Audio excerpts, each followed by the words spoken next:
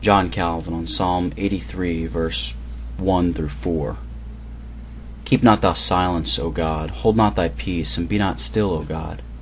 For lo, thine enemies make a tumult, and they that hate thee have lifted up the head. They have taken crafty counsel against thy people, and consulted against thy hidden ones. They have said, Come, and let us cut them off from being a nation, that the name of Israel may be no more in remembrance. See how your enemies are astir. With cunning they conspire against your people. This is one of the fruits of God's free and gracious covenant, in which He has promised to be an enemy to all our enemies, a promise for which there is good cause, when it is considered that the welfare of His people, whom He has taken under His protection, cannot be assailed without an injury being at the same time done to His own majesty. Meanwhile, let us live at peace with all men, as much as in us lies, and let us endeavor to practice uprightness in our whole deportment, that we may be able confidently to appeal to God, that when we suffer at the hands of men, we suffer wrongfully.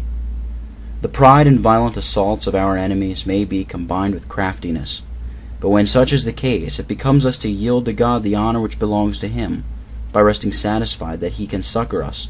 For to break the proud who foam out their rage, and to take the crafty in their own craftiness, is work which He has been accustomed to perform in all ages, to keep us from thinking that we are abandoned to the snares and traps of our enemies. That prophet here seasonably sets before us a consideration calculated to administer the highest consolation and hope, when he calls us God's people. We are hidden under the shadow of God's wings, although to outward appearances we lie open and are exposed to the will of the wicked and the proud. We are preserved by the hidden power of God, according as it is said in another psalm, Psalm 27, verse 5. Quote, For in the time of trouble He will keep me safe in His dwelling, He will hide me in the shelter of His tabernacle. Unquote.